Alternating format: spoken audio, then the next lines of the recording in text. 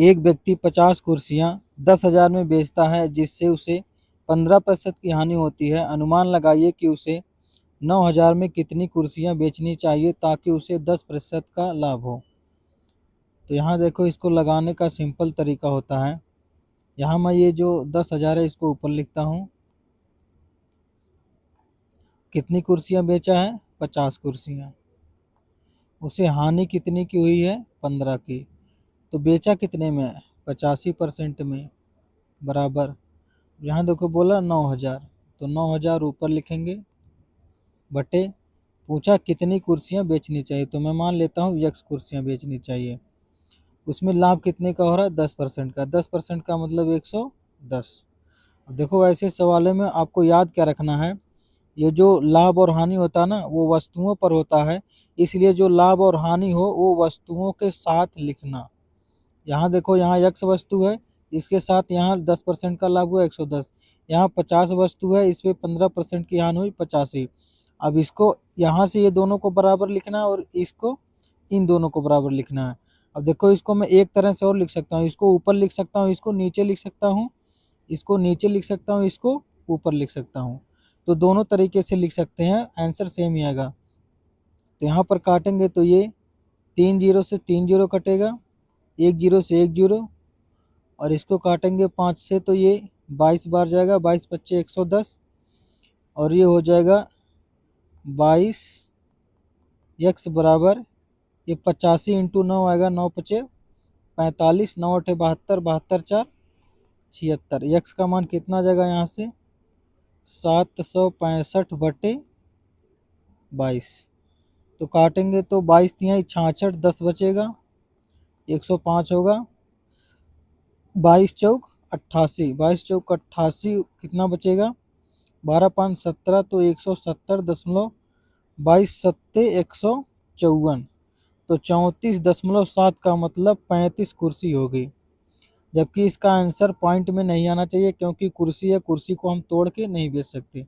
अब देखो, इसको एक दूसरा तरीका लिखने का वो मैं बताता हूँ कैसे। यहाँ देखो मैं क्या बोला था, इसको मैं नीचे लिख सकता हूँ ना। तो 50 कुर्सियाँ थी, 15% की हानि हुई, 85 में बेचा, बटे 10,000, बराबर।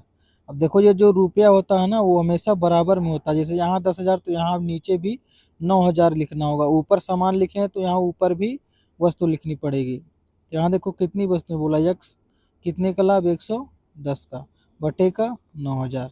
आप इसको ऐसे भी सॉल्व कर सकते थे, आंसर सेम ही आएगा। एक रनिंग ट्रैक एक आयताकार आकृति से बना है जिसके प्रत्येक छोटे सिरे पर अर्धवृत्त है। दोनों अर्धवृत्तों का संयुक्त क्षेत्रफल मध्य आयताकार भाग के क्षेत्रफल का 50% है। आयताकार भाग की लंबाई और उसकी चौड़ाई का लगभग अनुपात क्या है? तो देखो, एक आयत है, उसका जो छोटा सिरा ये इस पर क्या बना हुआ? अर्धवृत्त बना हुआ है। ये आयत की लंबाई है और ये चौड़ाई है, और बोला है दोनों अर्धवृत्तों का संयुक्त क्षेत्रफल, मीन्स ये अर्धवृत्त है इसका और इसका क्षेत्रफल। तो दो अर्धवृत्त हैं, दो अर्धवृत्त मिलके एक पूरा वृत्त बनाएंगे, तो इसका क्षेत्रफल क्या होगा? ये देखो, ये जो बी है ये इसका व्यास है, तो इसकी त्रिज्या क्या होगी? b/2, व्यास का आधा। तो इसका क्षेत्रफल क्या हो जाएगा? पाई b/2, यही तो त्रिज्या होगी इसका स्क्वायर। क्या बोला है? आयताकार भाग के क्षेत्रफल का 50% है, तो आयताकार भाग का क्षेत्रफल क्या होगा? L into B.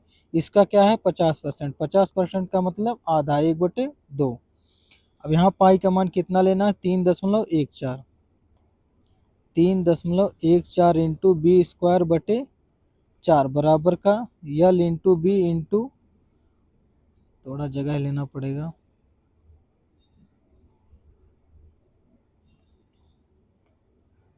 यहाँ ये दो है ना, तो 3.14 इंटू बी स्क्वायर बटे 4 बराबर यल बी इंटू 1/2।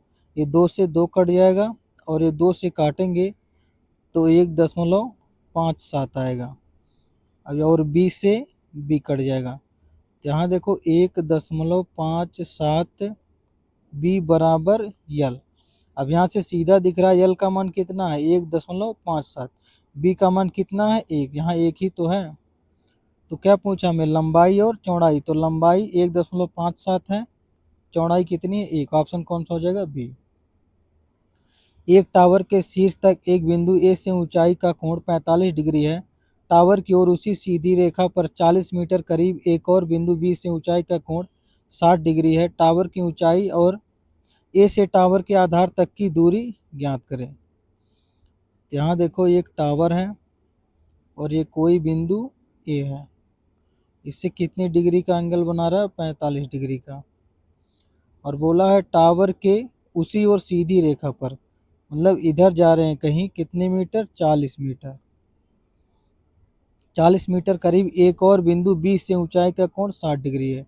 यहाँ से इसका एंगल कितना है 60 डिग्री। बोला टावर की ऊंचाई और ए से टावर के आधार तक की दूरी। तो यहाँ देखो 60 के सामने क्या होता है √3, यहाँ ये 60 है 60 है तो ये कितना होगा 30, 60 के सामने √3 तो 30 के सामने कितना होगा 1। और यहाँ 45 वाला देखेंगे तो 45 के सामने 1, और ये 45 है, ये वाला देखो ये 45 है, ये भी पूरा 45 होगा क्योंकि ये तो 90 होता है हमेशा ना, तो इसके सामने भी 1 आएगा। अब यहाँ देखो एक तो ये √3 आया 60 डिग्री लेने पर, और ये 1 है, तो इसको मैं √3 बनाता हूँ, यहाँ √3 से गुणा करूँगा 45 वाले में, तो ये भी क्या हो जाएगा √3 हो जाएगा। अब ये यहाँ से यहाँ तक डिस्टेंस 1 है और ये पूरी डिस्टेंस √3 है, तो ये जो डिस्टेंस आएगी, ये जो 40 दिया है कितने का मान होगा √3 - 1 का मान। √3 में से 1 घटाएंगे तो भी तो यही डिस्टेंस आएगी। तो यहाँ देखो 40 जो किसका मान दिया है √3 - 1 का। हमें पूछा क्या टावर की ऊंचाई √3, टावर की ऊंचाई क्या है √3 इंटू √3। अब देखो इसको परमीकरण करेंगे तो √3 + 1 से मैं गुणा करूँगा, √3 + 1, ये इसका गुणा हो जाएगा 3 हो जाएगा, 3 - 1 2 आएगा, और इसका गुणा करेंगे तो 3 + √3 और ये 40, इसका गुणा करोगे तो a² - b² बनेगा ना, तो √3 का स्क्वायर 3, -1 का स्क्वायर 1, 3 - 1 2, 2 से काटेंगे तो ये आ जाएगा 20। अब देखो 20 आ गया तो थोड़ा यहाँ साफ कर लेते हैं, ये 20 आ गया, और ये अंदर क्या बचा है 3 + √3 का मान क्या होता है 1.732। अब इसको जोड़ेंगे तो ये आ जाएगा 4.732। इसको हमें गुणा कितने से करना है 20 से, तो गुणा करेंगे क्या आ जाएगा, यहाँ देखो अप्रॉक्स निकालने क्या 47 दूनी 94, तो 94 से बड़ा ही आंसर आएगा। यहाँ देखो 47 है ना, तो 47 दूनी 94 होता, तो 94 से बड़ा आंसर होगा कौन सा होगा ये वाला। 30 छात्रों के औसत अंक 72 है। शीर्ष 5 छात्रों ने औसतन 86 अंक प्राप्त किए, जबकि अंतिम 5 छात्रों ने औसतन 54 अंक प्राप्त किए। शेष 20 छात्रों का औसत क्या। अब यहाँ देखो ये 86 डेविएशन से लगाते हैं इसको, ये 86 72 से कितना ज़्यादा 14, तो 14 पच्चे 70 + 70, और ये 54 72 से कितना कम है 18, 18 पच्चे 90 माइनस का 90, तो ये डेविएशन कितना आ गया -20। अब हमें 20 ऐड करना पड़ेगा तब जाके ये डेविएशन 0 होगा। तो यहाँ जो 20 ऐड करेंगे वो कितनी संख्याओं पर हमें ऐड करना है 20 संख्याओं पर, तो 20/20 कितना आ जाएगा 1, तो औसत में कितने की वृद्धि होगी 1 की। ऑप्शन कौन सा हो जाएगा बी वाला। अब देखो यहाँ मैं ये सॉल्व करने के बाद डेविएशन देखा, बट मैं इसको पढ़ते वक्त ही डेविएशन देख सकता हूँ। जैसे यहाँ देखो ये 86 72 से कितना ज़्यादा है 14, तो ज़्यादा है तो कम करना पड़ेगा, तो 14 पच्चे 70 माइनस का 70, और ये 54 72 से कितना कम है 18, 18 पच्चे 90, कम है तो बढ़ाना पड़ेगा 90। अब यहाँ देखो कितना अधिक आ गया 20 आ गया, कितनी संख्याओं पर होगा 20 संख्याओं पर, तो यहाँ औसत में कितने की वृद्धि हो जाएगी 1 की वृद्धि होगी, 72 1 73 आएगा। यक्ष रुपये को 14% साधारण ब्याज पर तथा 2 यक्ष रुपये को 7% वार्षिक चक्रवृद्धि ब्याज पर 2 वर्षों के लिए निवेश किया जाता है। यदि चक्रवृद्धि ब्याज तथा साधारण ब्याज के बीच अंतर 392 है तो यक्ष का मान क्या है। अब यहाँ देखो 14% है और 2 वर्ष के लिए है तो कितना हो जाएगा 28%। यक्स का 28% क्या होगा 0.28 और यहाँ इसका चक्री दर देखेंगे तो ये 7 का सक्सेसिव क्या होगा 7 7 14.49 और इसका मूलधन कितना है 2x तो 2x इंटू 14.49% माइनस 28x यही हमें क्या दिया है 392। अब यहाँ देखो गुणा करेंगे और ये देखो यहाँ परसेंटेज में हटा दिया हूँ ना तो यहाँ परसेंटेज हटाऊंगा ये तो यहाँ ये जो दशमलव है ना 2 अंक और आगे आएगा तो ये आ जाएगा। इसको गुणा करेंगे तो 14 में 2 से गुणा करेंगे तो कितना आ जाएगा 98 आएगा। ये दशमलव इधर लग के माइनस 0.28 बराबर 392। अब इसको घटाएंगे तो यहाँ 28 यहीं से तो घटेगा तो बचेगा 0.0098 बराबर 392। अब ये कितनी बार जा रहा तो 4/32 4 9 36 3 39 ये पूरा 4 बार चला जा रहा है। तो और ये कितना जीरो आएगा 1 2 3 4 जीरो आएगा इसके साथ तो कितना हो जाएगा 40,000। ऑप्शन कौन सा हो जाएगा बी। एक दूध वाला शुद्ध दूध में पानी मिलाता है और मिश्रण को दूध के मूल लागत मूल्य पर बेचने के लिए पेश करता है। यदि वह प्रत्येक 5.25 लीटर दूध में 0.75 लीटर पानी मिलाता है और पूरे मिश्रण को शुद्ध दूध की कीमत पर बेचता है तो उसका लाभ प्रतिशत क्या है। अब यहाँ देखो जो ये पानी मिलाया इसका तो पैसा वो दिया नहीं है तो जितना ज़्यादा पानी मिलाएगा उतना ज़्यादा उसका लाभ होगा। तो पानी कितना मिलाया है 0.75 कितने लीटर में 5.25 में कितना परसेंट आएगा ये दशमलव से दशमलव कट जाएगा 25 से काटेंगे 25 या 75 और ये 4 × 5 = 20 21 काटेंगे 3 × 7 = 21 1/7 1/7 कितना होता है 14.28% का मतलब 14.29%। साइरस रोहन और मिष्टी के बीच एक धनराशि बांटी गई। साइरस और रोहन को मिली राशि का अनुपात 3:2 था जबकि रोहन और मिष्टी को मिली राशि का अनुपात 7:12 था।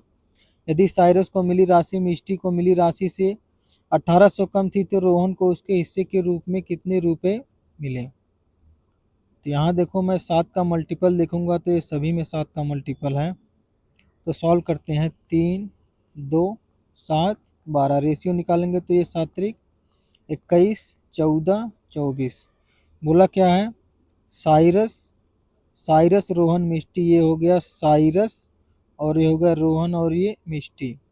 बोला साइरस को मिली राशि मिष्टी को मिली राशि से 1800 कम थी। तो यहाँ देखो साइरस और मिष्टी इसका डिफरेंस कितना 3 की वैल्यू हमें कितना दिया 1800।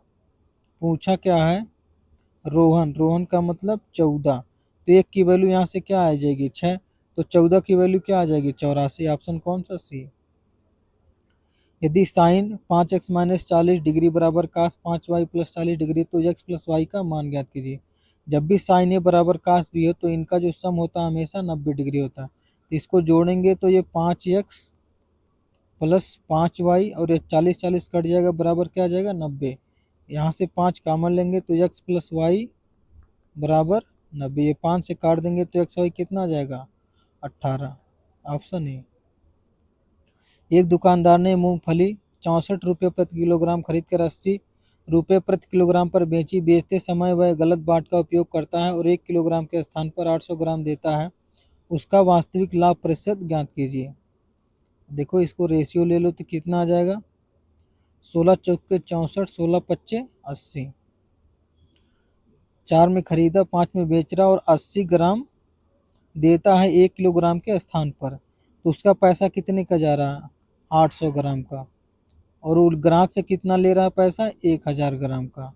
अब इसको भी काटेंगे तो ये 2 जीरो से 2 जीरो काट लो ये 2 चौका 8 2 पच्चे 10 कितना आ जाएगा 16 रेशियो 25। तो यहाँ कितने का लाभ हो रहा 9 का कितने पे 16 पे तो 9/16 कितना हो जाएगा 1/16 कितना होता है 6%। 6 सही 1/4 होता है 1/16 अब इसमें 9 से गुणा करेंगे तो 9 छक 54, 54 से तो ज़्यादा ही आएगा, तो ऑप्शन कौन सा हो जाएगा? डी वाला। दो संख्याओं का योग 450, यदि बड़ी संख्या में 4% की कमी की जाए तथा छोटी संख्या में 20% की वृद्धि की जाए तो प्राप्त संख्याएं बराबर होंगी, छोटी संख्या ज्ञात कीजिए। तो मान लेते बड़ी संख्या x है, 4% की कमी हुई तो 96, बड़ी संख्या क्या y, 20% की वृद्धि हुई तो 120, काटेंगे तो 12 से काट लेते हैं, ये 10 बढ़ जाएगा और ये 12 अट्ठे 96, 2 से कटेगा 4 और 5, इनका रेशियो 4 और 5 आ गया, मीन से टोटल कितना वैल्यू होगी? 9। तो 9 की वैल्यू कितनी दी है? 450। हमें पूछा छोटी संख्या, तो छोटी संख्या कौन होगी? 4 होगी, इंटू 4, 9 पचे 45, 5 चौक 20, ऑप्शन बी हो जाएगा 200। ए, बी और सी किसी काम को क्रमशः 9 दिन, 12 दिन और 18 दिन में पूरा कर सकते हैं। ए ने काम शुरू किया और 3 दिन काम करके चला गया, फिर बी काम में शामिल हो गया और 3 दिन काम करके चला गया, फिर सी काम में शामिल हो गया और काम पूरा कर लिया। सी को काम पूरा करने में कितने दिन लगे? यहाँ देखो ए कितने दिन काम किया? 3 दिन। ए पूरा काम कितने दिन में करता है? 9 दिन में। तो ए इतना काम किया, बी कितना काम किया? बी पूरा काम 12 दिन में करता है, बी भी 3 दिन किया, तो कितना काम करेगा? 3/12। अब इसको काटेंगे तो 1/3 प्लस 1/4, तो इसको जोड़ेंगे तो 7/12 आएगा। अब देखो टोटल काम यदि 12 था तो उसमें 7 काम हो चुका, तो बचे काम कितने? 5/12। अब जो सी है पूरा काम 18 दिनों में करता है, तो 5/12 काम कितनों दिनों में करेगा? इंटू 18 कर देंगे, 6 दूना 12, 6 तिरिक 18, 5 3 15, 15/2 क्या होता है? 7.5, मतलब 7 से 1/2, ऑप्शन ए। एक हेयर ऑयल उत्पाद को 336 में बेचने पर 12% का लाभ होता है, यदि लाभ घटकर 9% हो जाए तो परिणामी विक्रय मूल्य ज्ञात कीजिए। तो 336 में बेच रहा, कितने का लाभ हो रहा है? 112, 12% का लाभ हो रहा, कितने में बिका? 112 में। बोला है लाभ घटकर 9% हो गया, तो 109 की वैल्यू पूछिए, कितनी बार जा रहा है? 3 बार, 109 या 327, ऑप्शन कौन सा हो जाएगा? डी। एक व्यापारी एक वस्तु को उसके अंकित मूल्य पर 15% की नगद छूट देने के बाद 850 में बेचता है, बिना छूट के उसे 25% का लाभ होता है, वस्तु का क्रय मूल्य क्या है? अब देखो 850 में बेचा है, तो मार्क प्राइस का ये कितना मान है? 85% का, इंटू 100 करेंगे तो उसका क्या आ जाएगा? एमपी आ जाएगा, बट मैं 100 नहीं लिखता हूँ, मैं डायरेक्ट ये जो अंक होते हैं ना उस पर मैं कैलकुलेशन करता हूँ। अब देखो इतने में वो बेच रहा, तो उसको लाभ कितने का हो रहा है? 125% का लाभ हो रहा, तो कितना हो जाएगा? 125। ये तो 85 से 85 कट जाएगा, इंटू 100 यदि यहाँ लिख लो तो 125 से कितनी बार जाएगा? ये 8 बार जाएगा, तो कितना हो जाएगा? 800 हो जाएगा। यहाँ देखो यदि मैं जीरो लिख ही लूँ, यहाँ देखो एक तो 100 इसका आएगा एमपी वाला, यहाँ लिखी, जिसको नहीं समझ में आया तो मैं 100 लिख ही देता हूँ। यहाँ देखो 85 था ना, 85 इंटू 100 करेंगे, किसका मान आ गया? ये मार्क प्राइस, एमपी आ गया। अब इतने में यदि बेच रहा तो कितने का लाभ हो रहा? 25% का, मतलब 125 में बिका, तो हमें कितने का मान पूछा है? 100 का। बस यही है और कुछ नहीं। ये देखो 1025 से 125 से 8 बार जाएगा, तो कितना आ जाएगा? 800। एक कंपनी में 35% कर्मचारी विज्ञान पृष्ठभूमि से और 1/5 कला पृष्ठभूमि से हैं, बाकी या तो निरक्षर है या वाणिज्य पृष्ठभूमि वाले हैं। निरक्षरों की संख्या 300, जो वाणिज्य पृष्ठभूमि का 1/2 है। कितने कर्मचारी विज्ञान है कला पृष्ठभूमि से हैं? यहाँ देखो 35% कर्मचारी साइंस से हैं, और 1/5 का मतलब 20% होता है, तो 8 से कितने हैं? 20, बचे कितने? 35 और 20 55, बचे हैं अभी 45%। यदि ये फ्रैक्शन, ये जो इसका ये परसेंट ना बनता 1/5 का, तो मैं फ्रैक्शन में इसको कैलकुलेट कर लेता। तो यहाँ देखो बोला क्या है? निरक्षरों की संख्या 300, जो वाणिज्य पृष्ठभूमि का 1/2 है। तो जो कॉमर्शियल पृष्ठभूमि वाले होंगे वो कितने हो जाएंगे? 600, क्योंकि ये निरक्षर कितने हैं? इलिटरेट कितने हैं? 300। ये इसका 1/2 है कि नहीं? बिल्कुल है। और हमें बोला क्या? ये देखो साइंस हो गए, आर्ट हो गए, बचे कितने हमारे? ये 45%। यही 45% क्या है? इन दोनों का ये जो सम है वही 45% है। तो ये 6 3 कितना हो जाएगा 900। 45% की वैल्यू कितनी है 900। हमें पूछा है विज्ञान और कला, तो इन दोनों का सम कितना है 55%। तो यहाँ से काटोगे तो 45 दूनी 90, एक की वैल्यू 45, तो 55 की वैल्यू कितनी हो जाएगी 110। यहाँ कौन सा हो जाएगा ऑप्शन ए। यहाँ एक जीरो बचा हुआ ना, तो एक जीरो लगा लेंगे। मनीष ने एक निश्चित धनराशि 10% प्रतिवर्ष साधारण ब्याज पर निवेश की। यदि उसे एक वर्ष के बाद 72,780 का ब्याज मिलता है तो उसके द्वारा निवेश की गई राशि। अब देखो यही 10% का मान है, तो 100 का हमें पूछा है, तो एक जीरो काट देंगे। लास्ट में क्या आ जाएगा 2 जीरो, ऑप्शन डी। 5 अंकों की संख्या 725YZ 15 से विभाज्य y और z के गुणनफल का अधिकतम संभावित मान क्या है। अब देखो 15 से विभाज्य का मतलब 3 और 5 से विभाज्य। 5 से विभाज्य कोई संख्या तभी होगी जब उसका इकाई अंक 0 हो या फिर 5 हो। यहाँ मैं अधिकतम बोला तो मैं इसका इकाई अंक क्या रखूँगा 5 रखूँगा। तो ये 5 5 10 10 2 12 और ये 7 है। 7 और y, क्योंकि 12 तो 3 से कट रहा है ना। अब यहाँ देखो y का मान मैं क्या रख सकता हूँ 2 रख सकता हूँ, तो भी 3 से कटेगा। 5 रखूँगा तो भी 3 से कटेगा। 8 रखूँगा तो भी 3 से कटेगा।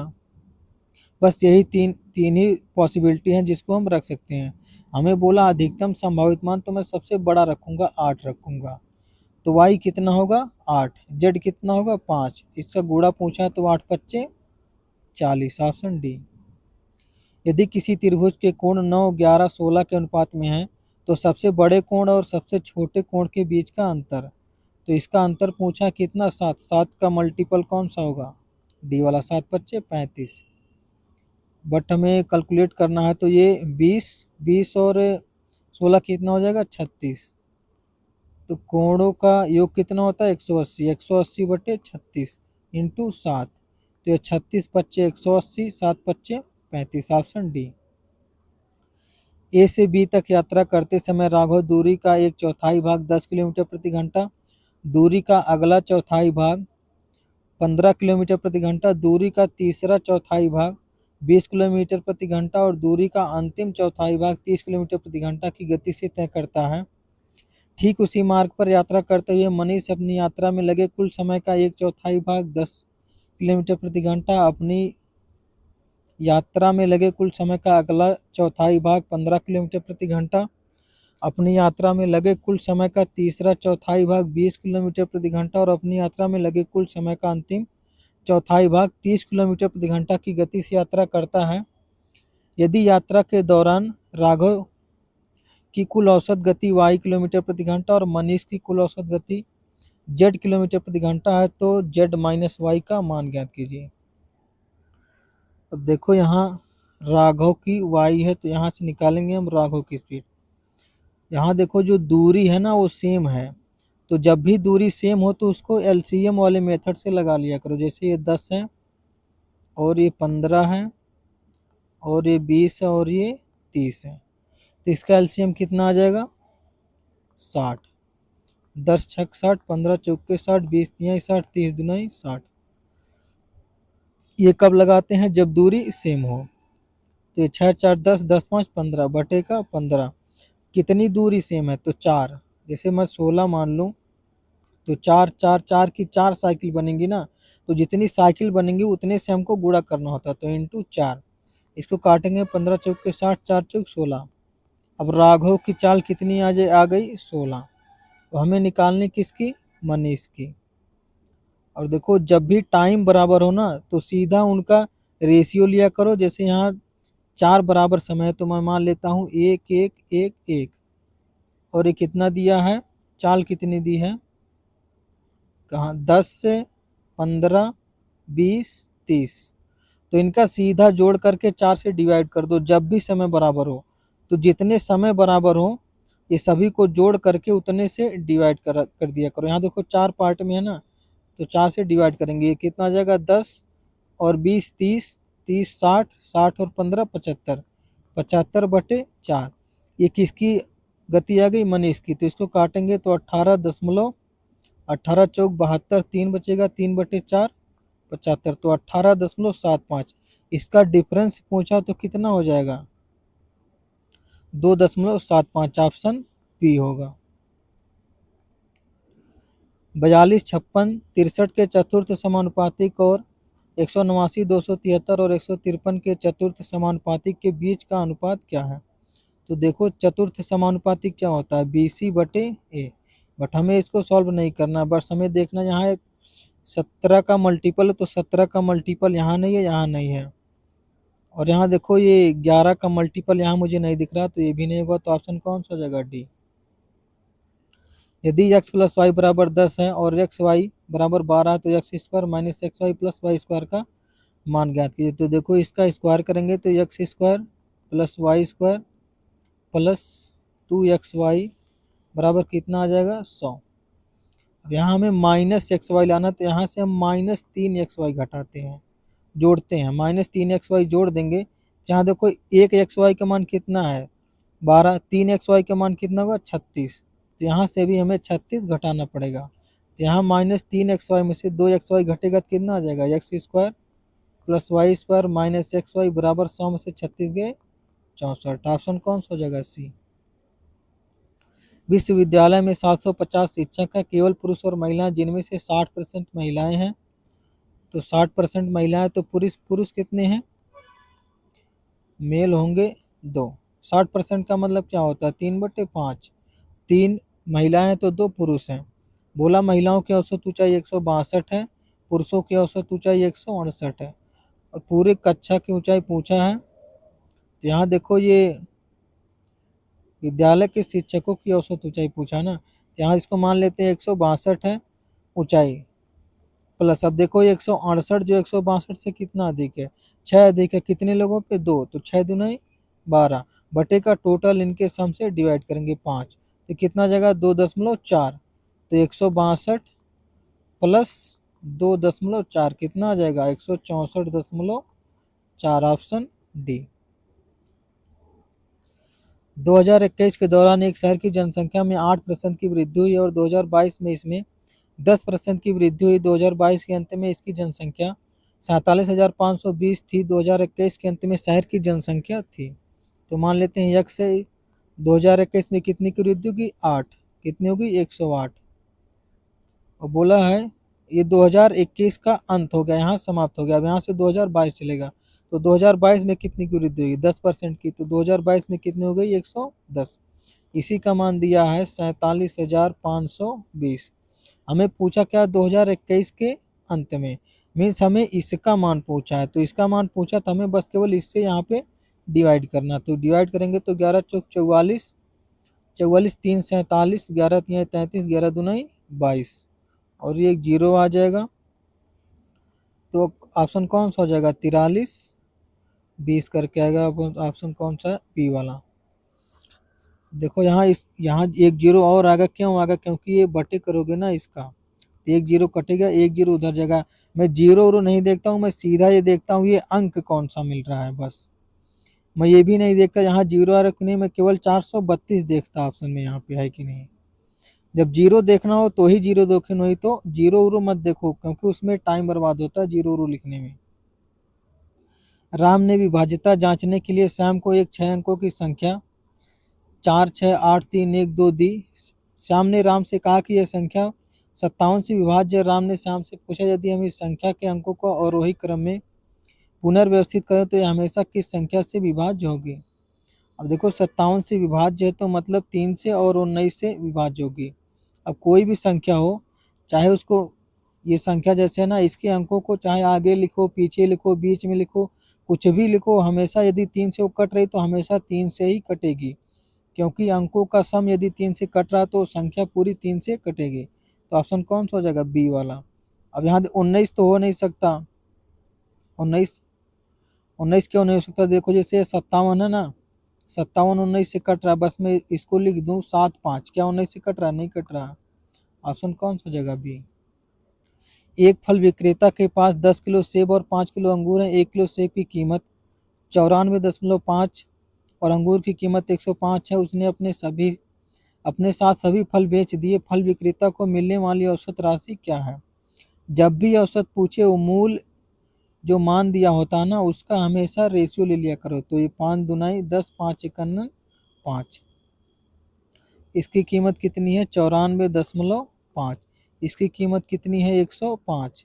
अब ये इससे कितना ज़्यादा है, तो ज़्यादा है 10.5। तो मान लेते हैं औसत कितना है 94.5। तो ये इससे कितना ज़्यादा है 10.5। कितनी संख्याओं पर होगा, 3 संख्याओं पर, 1 और 2 3 बटे का 3। अब इसे काटेंगे तो 35 या 105 होता है। तो 94.5 प्लस 3.5 कितना आ जाएगा 97 98। ऑप्शन कौन सा, सी वाला।